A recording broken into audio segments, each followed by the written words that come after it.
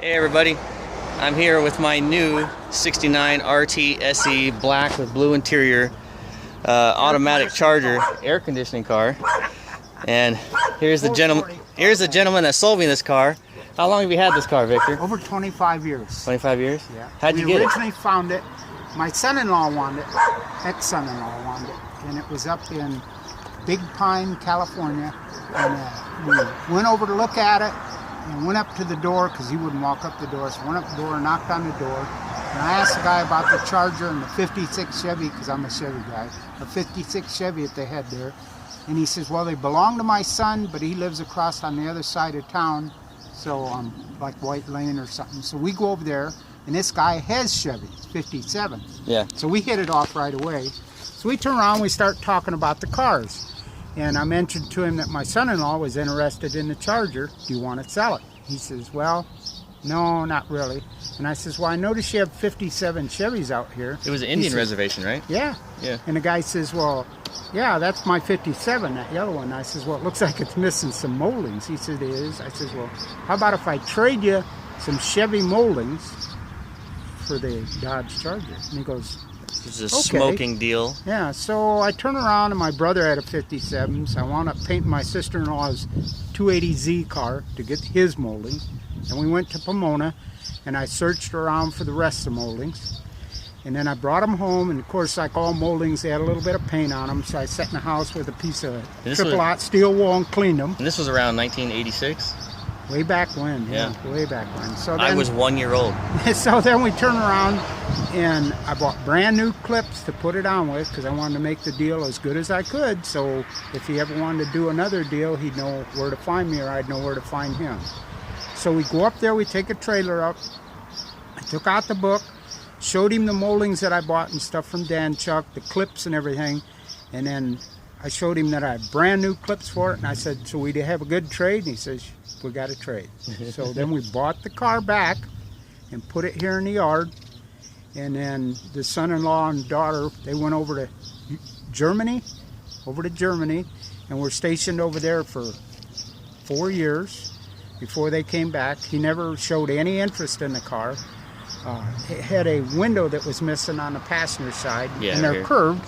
So I went down to, like, I want to say Hollywood, Los Angeles area. Anyway, went down there, and a guy had a Charger that somebody had hit in the rear end and just totaled it out. So I bought the door glass, and I bought another hood for it, because this hood is dented and stuff. Didn't you say it would have been easier just to take the whole door? Yeah, a lot easier. Because once I removed that, I thought I should have just bought the whole door. And then later on, I tried to buy a fender up at McPhersonville, and he said, I says, what do you get for a left front fender? And he said, $300. That's more than you paid for the car. I says, well, not with the paint job. Oh, yeah. So then I turn around and I said, well, what about the door? And he said, $300.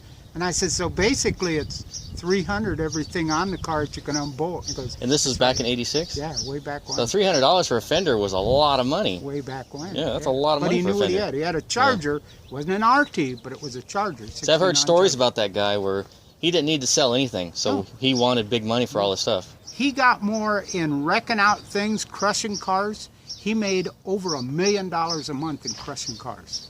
Jeez. Because he knew Rich Velpe owned the wrecking yard out and there. And that Charger, you said there was a Charger in there? Yeah, it was a white Charger. Yeah, it's probably all crushed and gone by now. He didn't crush those because I bought some Chevy stuff from him, so he didn't always crush the cars. If he had something that he knew was going to bring him some more money than, the steel prices. Now that was the yard that had a racetrack behind the yard. Yeah, McPhersonville. Yeah, that wrecking yard's now abandoned. Well, I think it is. They may. I know he passed away. He got cancer. A young guy got cancer and died. The gas station. His mother ran it for a while, and she lived on the opposite side as the wrecking yard. And there's a whole bunch of hubcaps.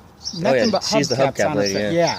Yeah. So the gas station is still operational, but everything else is all abandoned. I looked it up online. It's all all those cars are still in there. Yeah. The ones that somebody still has it.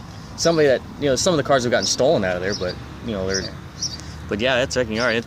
I've known about this car for 20 years because as a kid coming through this town to visit the grandparents, it used to sit up against the fence on the other side, and you could see just the tail end of the car, and then as the years went on, the car disappeared, so I figured he sold it, but he didn't. He just moved it deeper into the backyard. Yep. And you've had a lot of people ask to try and buy this thing, right?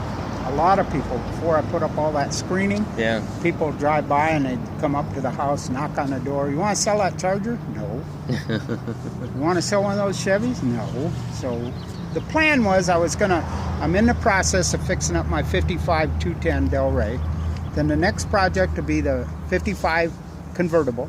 Yeah. And then the last project was going to be the 69 Charger for the wife. It's a good thing all these cats are here because they kept all the mice out of it because the build sheet's still intact. Yeah, White Power, you mean? Yeah, White Power, and what's the other ones? Oh, I don't know. We don't have names for the other. That just got named because he's white. But yeah, this is it. 69 RT SE. Someone has put a 4-speed in it and they hacked it up by cutting part of the inner fender out and putting a hydraulic master cylinder in there for the clutch pedal. But it still has the automatic brake pedal. And this car is originally black with blue interior. It's kind of an oddball, but still cool. You know, there's no... Let me look at the quarter panels. Nice. You know, and The build sheet is still in it. I was telling Victor there's not even any dents in the car, so he comes out here with a hammer. He's like, I can fix that for you. I was like, no, it's okay. And the build sheet's still in it. Yep. And the other door that's got a different color on it, he was like that when he got it. But yeah, build sheet's still under that seat. The gauges and everything are in the trunk. It's missing the original wood grain steering wheel, but I have an extra one at home. It still has the glove box door. Of course, the headliner's gone, but it's definitely a cool ride. Thanks for selling me the car, Victor. You're welcome. See ya.